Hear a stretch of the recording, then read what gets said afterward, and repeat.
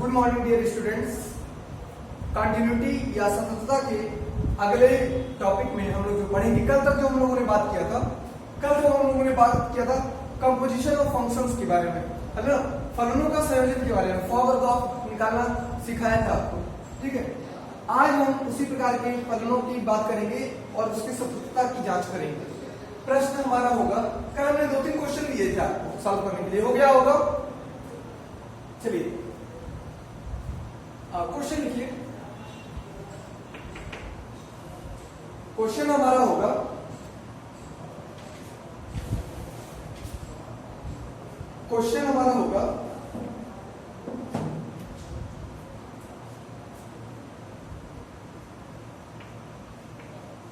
फलन f(x) बराबर sin x plus cos x, f(x) बराबर sin x minus cos x, f(x) बराबर sin x into cos x की सततता पर विचार कीजिए, है ना।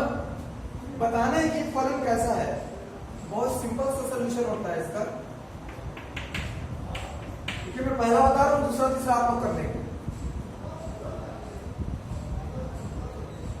सिंस हम जानते हैं कि साइन x व cos x हमेशा सतत होते हैं। पढ़ाया है ना, sine function, cosine function, polynomials, modulus, constant function, ये सारे क्या होते हैं, हमेशा कंटिन्यूअस होते हैं, हमेशा सतत होते हैं। और हम ये भी जानते हैं कि अगर दो फलन सतत हैं तो उनका जोड़ना भी सतत होता है, उनका घटाना भी सतत होता है और उनका गुणनफल करना भी सतत होता है। हमेशा सतत होते हैं का मतलब रियल नंबर लाइन में सतत होते हैं, आर पर। इसलिए और दो सतत फलनों का जोड़ भी सतत होता है ना। इसलिए sin x plus cos x हमेशा सतत है, हमेशा मतलब r पर सतत है, या f(x) r पर सतत है। sin x plus cos x ही f(x) है ना, और r का मतलब हमेशा सतत।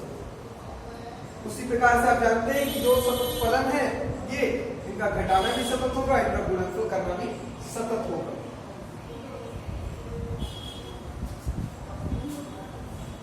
अगला क्वेश्चन लिखिए।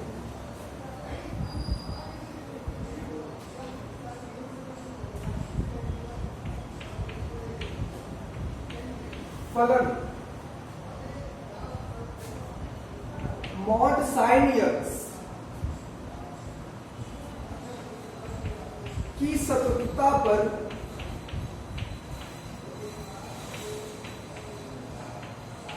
विचार कीजिए। मॉड sin x लिखा है, ठीक है। देखो कैसे करोगे। ऑपरेटर जानते हो तुम लोग, ऑपरेटर क्या होते हैं?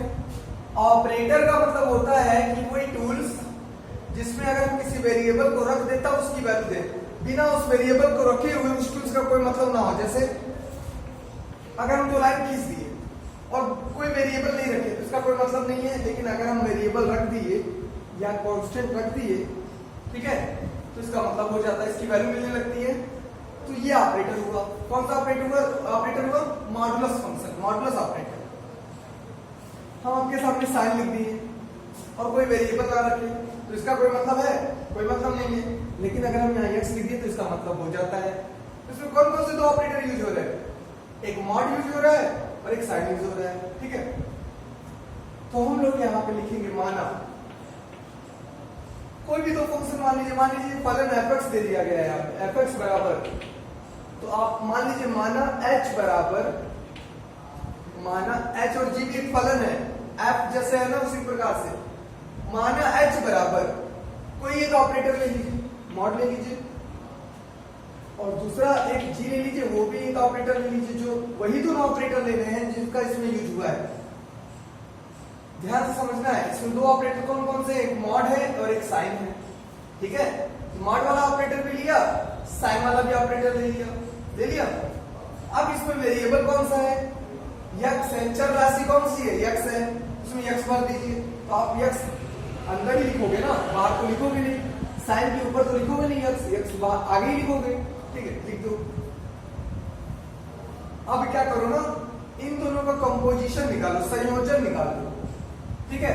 बताओ पहले x के साथ पहले कौन ऑपरेट हो रहा है, साइन या मॉड?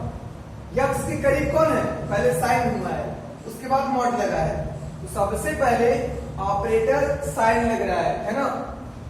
तो आपको निकालना है g सबसे पहले, उसके बाद कौन लग रहा है? उसके बाद मॉड लग रहा है, तो उसके बाद लग रहा है तो इसको पीछे रखना है और बीच में लिख देना ऑपरेटर। हॉग निकालना है, क्या निकालना है? हॉग, जैसे फॉग और दाफ है उसी तरह हॉग भी है, ये भी फंक्शन है, ठीक है।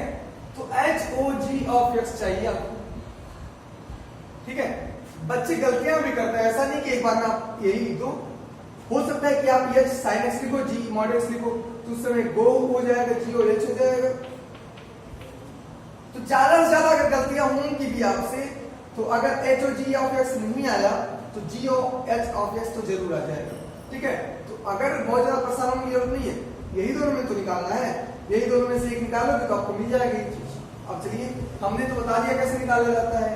x के साथ पहले ऑपरेट कौन हो रहा है? साइन हो रहा है, तो इसीलिए x के करीब g रखोगे, और बाद में h ऑपरेट हो रहा है, मॉड ऑपरेट हो रहा है, तो h को पीछे लिखोगे, ठीक है। चलो देखो इसका मतलब क्या होगा। इसका मतलब आप जानते हो h of g of x होता है, g ऑपरेट होता है पहले, g ऑपरेट हो गया तो g, दिस इज hx है ना, दिस इज gx, लिख दो hx और gx, ओके। तो gx कितना है? sin x है, लिख दो यहाँ पे sin x। h के अंदर x आ रहा है तो उसको मॉड में भेज दे रहा है, h के अंदर sin x आ रहा है तो उसको मॉड में भेज देगा, sin x को मॉड में भेज देगा, भेज दिया। और ये मॉड sin x क्या है? fx है। तो आपने निकाल लिया HOG of x equal to fx। तो अब आप बताओगे कि since hx and gx hx और gx, hx भी हमेशा सतत होता है, मॉडुलस फंक्शन है, और gx साइन फंक्शन, ये भी हमेशा सतत होते हैं। तो आप बताओगे कि hx और gx r पर सतत होंगे, मतलब हमेशा सतत होंगे। वह दो सतत फलनों का संयोजन भी सतत होता है, ये हम जानते हैं। hx और gx जो है वो r पर सतत होंगे, मतलब हमेशा सतत होंगे, और ये हम जानते हैं कि अगर दो सतत फलन हैं तो उनका जो संयोजन होता है, कल बताया है, वो भी सतत होता है। इसलिए HOG ऑफ x यही किसके बराबर है? fx, और fx किसके बराबर है? मॉड sin x के। r पर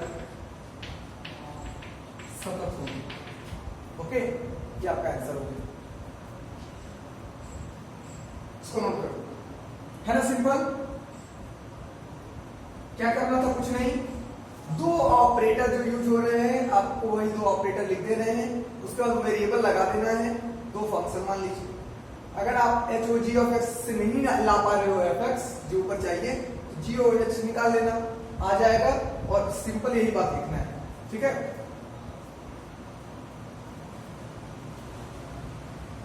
अगला चलिए क्वेश्चन।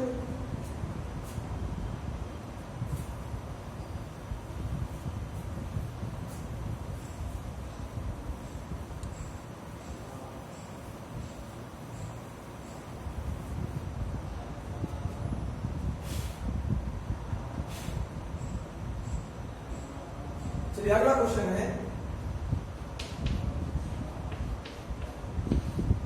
जांचिए कि cos mod x एक सतत फलन है। एक सतत फलन है, जांचना है आपको। कैसे जांचेंगे? अभी जो बताया ना, कौन कौन सा दो ऑपरेटर यूज हो रहा है इसमें, एक मॉड और दूसरा कॉस। मान लीजिए, माना अब इसमें कुछ नहीं दिया, एफ एक्स नहीं दिया, तो एफ मान लो, माना एफ एक्स बराबर और जी एक्स बराबर। कौन कौन से दो ऑपरेटर यूज हो रहे हैं, एक मॉड हो रहा है और दूसरा कॉस यूज हो रहा है। वेरिएबल कौन सा है, एक्स, तो एक्स भर दो। क्या निकालोगे, एक्स के साथ पहले कौन ऑपरेट हो रहा है, पहले मॉड ऑपरेट हो रहा है, मॉड वाला एफ है ना, तो एक्स के साथ पहले कौन ऑपरेट हो रहा है, एफ ऑपरेट हो रहा है। जी बाद में ऑपरेट हो रहा है, तो जी को पीछे लिखोगे, गॉफ निकालना है, ठीक है। क्या हो जाएगा, G of F X. F X की वैल्यू क्या है, मॉड एक्स है। अब जी के अंदर अगर एक्स है तो वो एक्स के पीछे कॉस लगा दे रहा है। जी के अंदर अगर मॉड एक्स है तो वो मॉड एक्स के पीछे कॉस लगा देगा, और कॉस मॉड एक्स ही चाहिए था हमें। अब बताओगे कि सिंस एफ एक्स व जी एक्स हमेशा सतत होते हैं, आर पर सतत हैं, व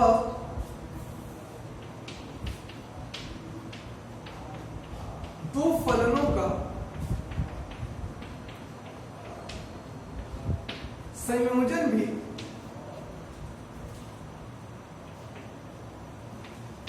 सतत होता है। इसलिए दो फलनों का संयोजन कौन है, गॉफ है। इसलिए गॉफ ऑफ एक्स मतलब कॉस मॉड एक्स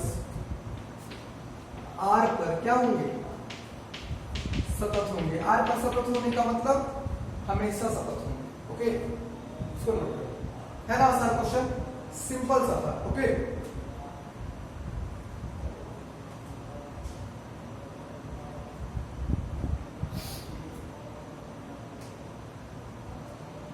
हो गया।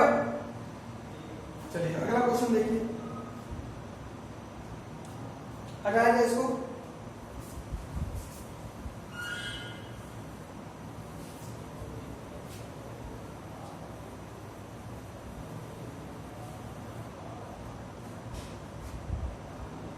नेक्स्ट क्वेश्चन लिखिए, फलन एफ एक्स बराबर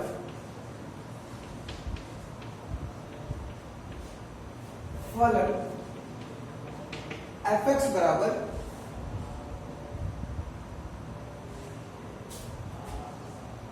1/1 minus e to the power 1 by X, 1/1 minus e to the power 1 by एक्स। यदि x की वैल्यू 0 नहीं है और 0, यदि x की वैल्यू 0 है, फलन एफ एक्स की बिंदु x बराबर 0 पर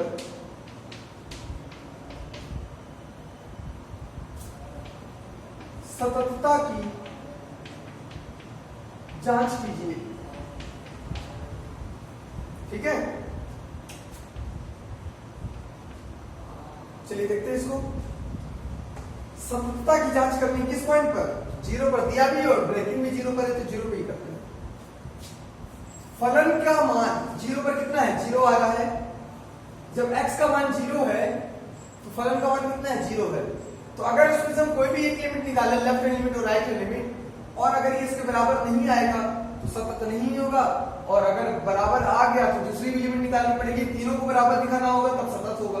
देखते हैं क्या होता है। ओके चलिए, लेफ्ट हैंड लिमिट याद होगा कि भूल गए? याद होगा ना? किस पॉइंट पर? 0 पर। किस साइड से? लेफ्ट से है तो लिमिट एक्सटेंडिंग टू 0 लेफ्ट से है तो minus fx extending to 0 minus, कुछ भी पॉइंट रहे हमें मतलब नहीं है, हमें सिर्फ एक्सटेंडिंग टू 0 लिखना होता है। f ऑफ किस पॉइंट पे चेक कर रहे हो? 0 पर तो 0, लेफ्ट से कर रहे हो तो माइनस, और h f of 0 minus h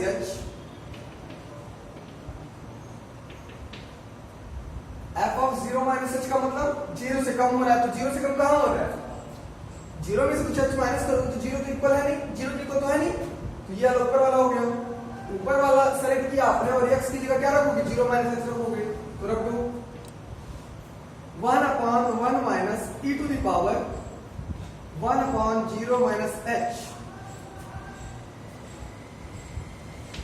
यह आ जाएगा लिमिट एक्सटेंडिंग टू 0 1/1 माइनस, ध्यान देना e टू द पावर आएगा -1/h, क्या आएगा? e to the power -1/h।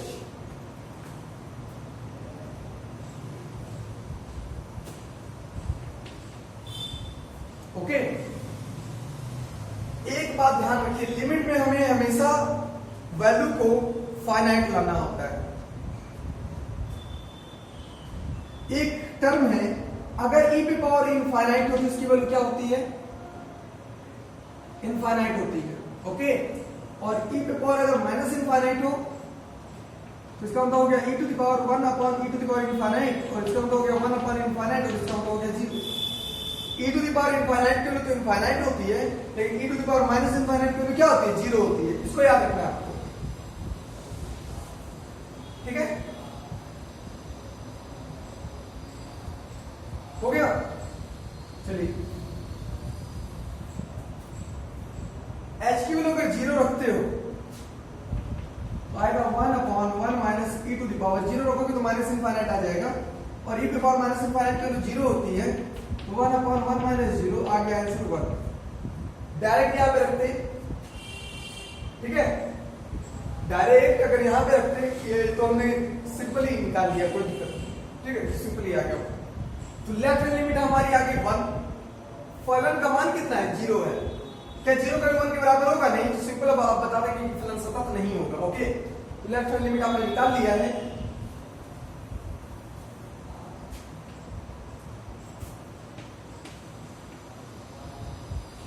फलन का मान x बराबर 0 पर क्या आएगा? f ऑफ 0 आएगा, और f ऑफ 0 कितना? x बराबर 0 पर f ऑफ 0 कितना है? 0 है। अब बता दो कि चूंकि लेफ्ट हैंड लिमिट फलन के मान के बराबर नहीं है, इसलिए फलन x बराबर 0 पर असतत है। ठीक है, इसको नोट कर लीजिए जल्दी से।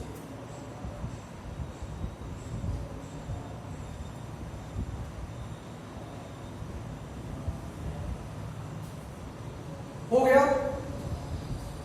बहुत अच्छे। उम्मीद है कि आप लोग क्वेश्चन को घर पे सॉल्व कर रहे होंगे और क्वेश्चंस आपको समझ में भी आ रहे होंगे, क्योंकि अभी तक आपके कोई भी डिस्कशंस में ना समझने की क्वेश्चंस नहीं आए हैं। ठीक है,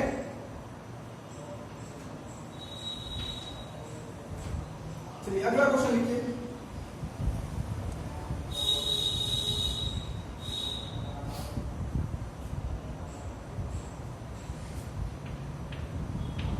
फलन fx बराबर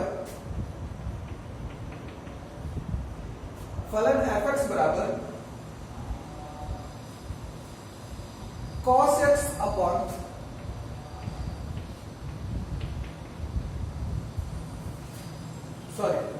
फलन fx बराबर k cos x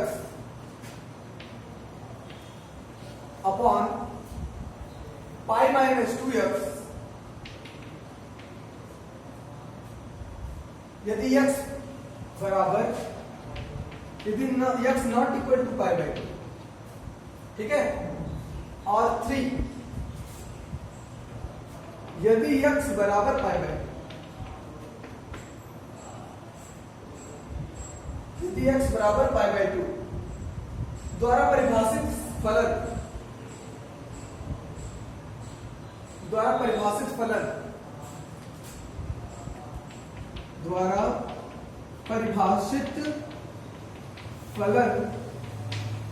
x बराबर पाई बाई 2 पर, यहां पे यदि कर लीजिएगा, यदि फलन fx इतना द्वारा परिभाषित फलन x बराबर पाई बाई 2 पर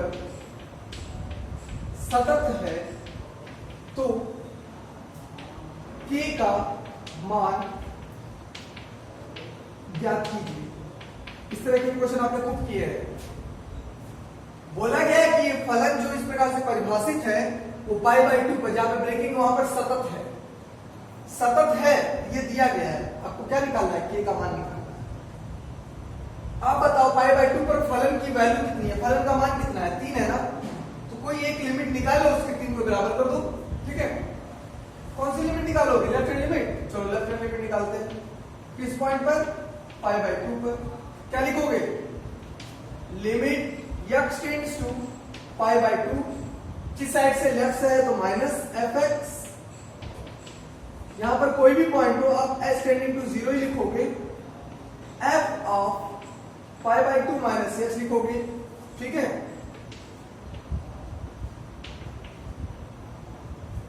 f of pi by 2 minus h लिखोगे। पाई बाई 2 माइनस h मतलब पाई बाई 2 से कम हो रहा है, कितना भी कम हो रहा है, लेकिन पाई बाई 2 के बराबर तो है नहीं, तो पाई बाई 2 के बराबर नहीं है, तो कौन सा ले लोगे? ऊपर सेलेक्ट करोगे, ऊपर वाला। f के अंदर x है, अब f के अंदर पाई बाई 2 माइनस h है, तो रख दो यहाँ पे x की जगह k cos pi by 2 minus h upon pi minus 2, x की जगह पाई बाई 2 माइनस h रख दिए। This is equal to limit s tending to 0 cos 90 minus theta क्या होता है? sin थीटा होता है, तो k sin h अपॉन, यहां से सॉल्व करो, पाई माइनस 2 को अंदर भेजोगे तो ये भी माइनस पाई आएगा, फिर 2 को अंदर भेजोगे तो minus 2h minus minus plus 2h, pi से pi cancel, k by 2 constant है, बाहर कर दो, limit s tending to 0 sin h upon h, इसकी वैल्यू आपको पता है 1 होती है, तो k बाई 2 हो जाएगा इंटू 1, k बाई 2 हो गया। ओके, जब ये k बाई 2 हो गया, ठीक है, तो ये आपका लेफ्ट हैंड लिमिट आ गया। हटाया जाए इसको, चलिए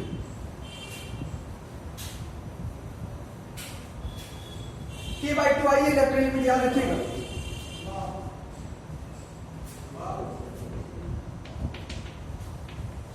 ठीक है, चलिए फलन का मान देखते हैं। फलन का मान किस पॉइंट पर? पाई बाई 2 पर। क्या होगा? f ऑफ पाई बाई 2 होगा। f ऑफ पाई बाई 2 का मतलब जब x की वैल्यू पाई बाई 2 है तो फलन का मान कितना है? 3 है। Left hand limit I k by 2, फलन का मान आया 3, तो सिंपली लास्ट में आप लिखोगे कि सिंस फलन fx जो है वो x बराबर पाई बाई 2 पर, फलन fx x बराबर पाई बाई 2 पर सतत है। चूंकि फलन x बराबर पाई बाई 2 पर सतत है, इसलिए उसकी लेफ्ट हैंड लिमिट, उसकी राइट हैंड लिमिट और फलन का मान बराबर होगा, तो एक ही जगह से काम चल जाएगा। उसका लेफ्ट हैंड लिमिट और फलन का मान बराबर होगा ना, तो लेफ्ट हैंड लिमिट कितनी आई थी? k बाई 2, और फलन का मान कितना आया? 3, तो यहां से k की वैल्यू कितनी आ जाएगी? 6, तो ये आपका आंसर हो जाएगा। ओके, चलिए इसी तरह के कुछ क्वेश्चंस आप लोग सॉल्व कर लीजिएगा, ठीक है, कुछ क्वेश्चन सॉल्व कर लीजिएगा। कल परसों में चैप्टर खत्म होने के साथ आपको एक असाइनमेंट वीडियो डाल देंगे, उसको भी सॉल्व करिएगा, ठीक है। धन्यवाद।